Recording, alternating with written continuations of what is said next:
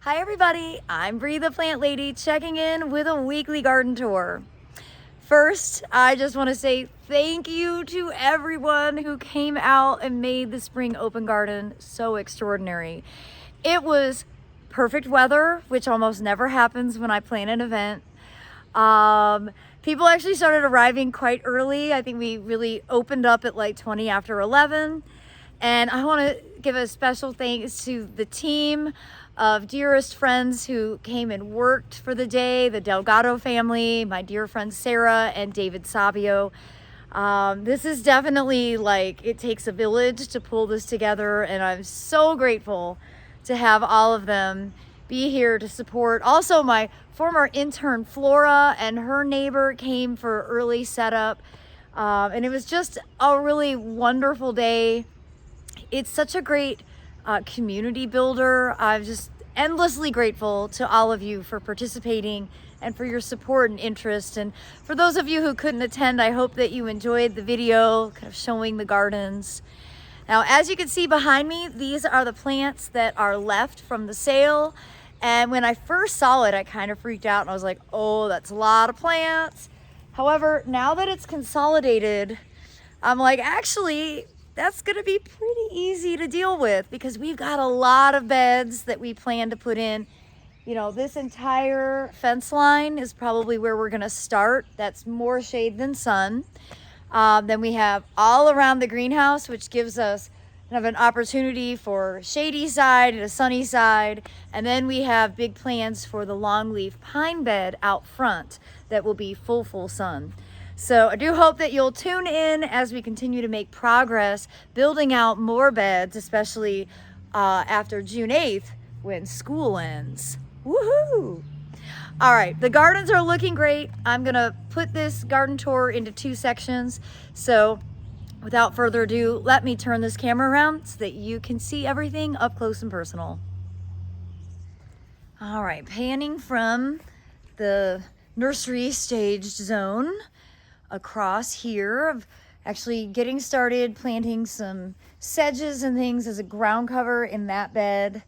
And you can see that the barley has dried really nicely. Now the deer have been having a field day jumping around in here. This is top priority to go ahead and start getting it harvested. See, it's really easy to just pluck these seed heads off. And I don't think we're gonna do any brewing with this crop. We're just gonna keep the seed to be able to grow out again. And then you can see the border that got sown in mid-February. It was actually February 9th. I cannot get over how great everything looks. And it's really nice because we're still gonna have a bunch of things to bloom. You see those poppies, they aren't quite ready to flower yet. You know, even these mustards haven't fully bolted. Of course, this section with the larkspur is just making all of my cottage dreams come true. The poppies, the first round of poppies are kind of coming to an end. You can see they're at their seed ripening stage. Don't do anything to the seed pods at this stage, just leave them alone. And I'd say this border here is coming to its end. And though I'd really like to be patient and wait and gather seed from it, I'm probably going to preemptively cut this back or actually mow this down just so we can get some summer stuff planted, because we do have so many summer vegetables that are growing and would really benefit from going into the ground. So I'm probably not gonna let this last much longer. There's also quite a few weeds mixed in, which by mowing it, I'm gonna be perpetuating those. I mean, you can see this is all vetch. There's a lot of geranium. That's all at seed at this point. Hope springs eternal. Maybe I'll do a better job next year.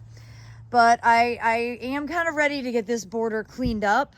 You'll see there's quite a few other areas of the garden that look perfect that I'm not trying to preemptively clean. But this one's looking past its prime. And to be honest, I do think the deer have just been tromping through, and that's part of the problem. Also, it's dry, you know, and this was sown in mid-November. And so there's a big difference in the maturity of the plants from mid-November compared to those February plants. And I have to say, timing is everything, and I'm really rethinking the timing of the seed sowing.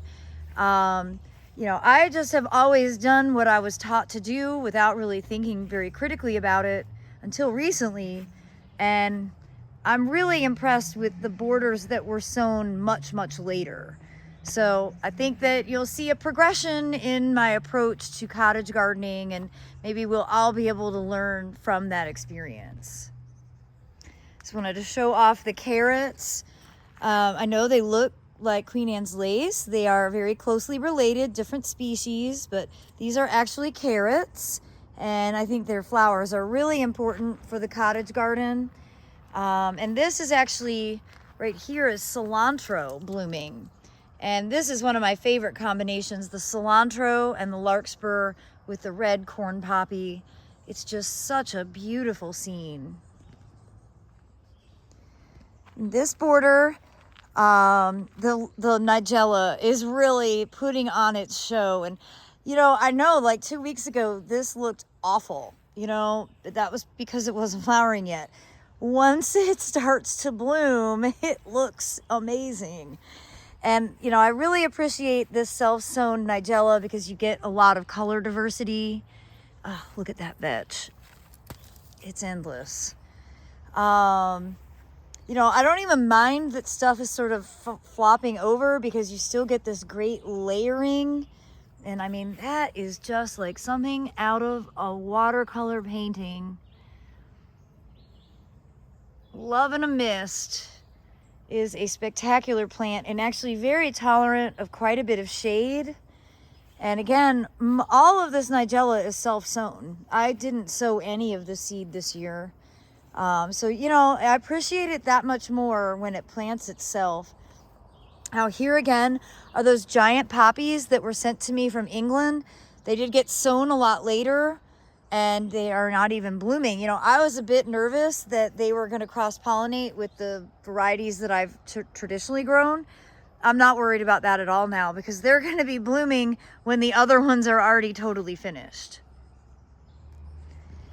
And as we come along here, more of those giant poppies that, again, aren't blooming yet. They will. I'm positive that they will bloom, but they're not there yet, which is great. I wanted to show you these giant sunflowers that are self-sown from the compost pile that used to be here. And look at this one. And what I really appreciate is that it's got flower buds at every node all the way up. So when these bloom, which isn't going to be all that long from now, it's going to be awesome. I have never had sunflowers this big this early in the season. Today is May 13th. You know, we've actually had frost on May 13th, believe it or not. So feeling very fortunate that some of these self-sowers are doing as well as they are. I wanted to give you a peek into the woodland. You can see that hydrangeas are getting ready to start blooming. I think this is like maybe Nico Blue, I'm not sure. The really showy one here, this is Eclipse. This is from First Editions. You might remember I planted this last summer, and it is so spectacular. I really like it with the Ogon, Acarus, and of course the woodland sedum there, that's Sedum tornatum. And more hydrangeas here. This is definitely Nico Blue, I think. This over here is Hydrangea serrata Omacha nishiki, which is a really nice variegated lace cap form. But it's dry. And you can kind of see that the Eclipse is wilting, but really want to show you how wilty this Edgeworthia is. Now it'll bounce right back with some rain. I have not been dragging hoses down to the woodland, but we are really dry. We are really, really dry. I understand other parts of the Raleigh area have been getting rain. We haven't here in Fuquay. So send us some, please. You see the waterfall hydrangea is also just now starting to bloom. I think this is also called Runaway Bride. And I was really excited to see a big flower on this calla lily. This is Xanthodacia aethiopica white giant. And I just think they're so magnificent. I love calla lilies, and this has been reliably hardy here. It's been planted for 13 years. And that's actually a wet spot, but it's only wet when we actually get rain. And it really is crazy how different the weather can be from like one side of town from the other. And unfortunately this year, Fuquay's on the dry side. I don't like it. I've got a beetle in my hair. Now as we make our way around the garage, you can see again the self-sown larkspur and nigella.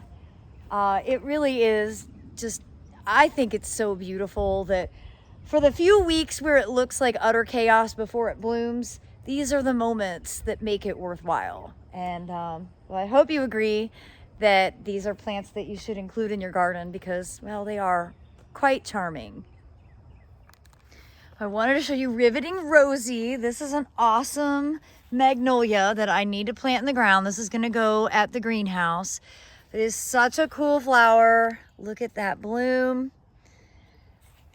And I did block these walkways off because they were just too tight.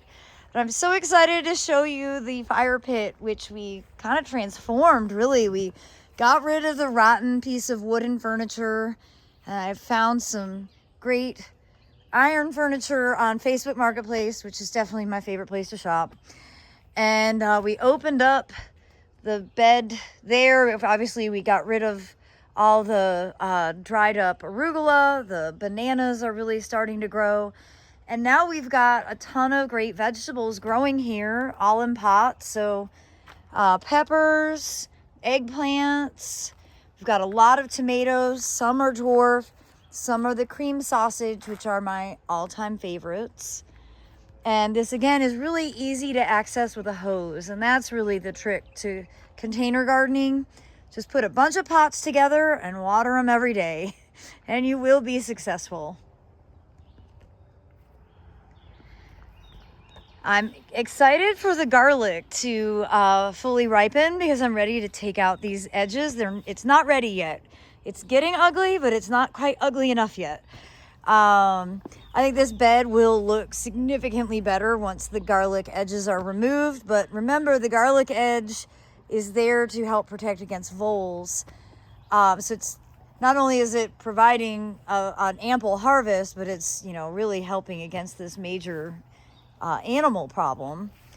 But the changes that I made a few weeks ago, I think really did improve the bed a lot. And you can see the coleus are growing well, the plumbagos, the agapanthus are blooming. So this is my, South African inspired border. I have some other plants that will go in once the California poppies are done. You can see the kale that I didn't remove has grown a lot. And I'm gonna kind of leave it for now, recognizing that realistically 2 weeks from now, I'll do another rehab on this bed. I did completely renovate this space, and I really like the Coleus Kufia combo. And look, as soon as I pulled out the cottage stuff, new cottage stuff is growing. These are all self-sown zinnias popping up everywhere. And this is, of course, Job's Tears, which is, I'm going to say, borderline invasive in my garden. So I need to start plucking these out because I don't need a million Job's Tears in every bed, which is what they do.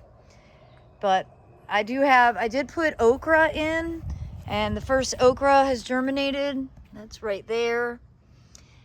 And what I'm realizing is these beds, some of my beds just aren't deep enough for the amount of plant material that I want to put in them.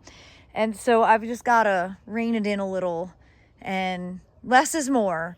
Quite a few of you mentioned that as I was freaking out about the cottage gardens, and I'm taking your advice seriously.